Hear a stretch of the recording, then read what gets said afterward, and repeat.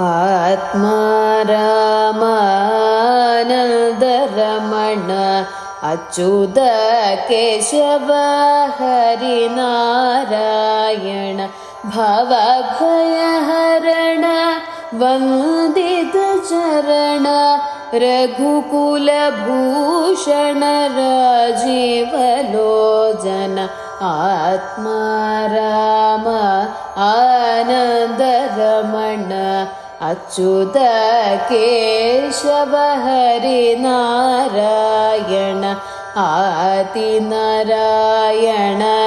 आनन्दशयन सच्चिदानन्द श्री सत्यनारायण आत्मा राम आनन्दरमण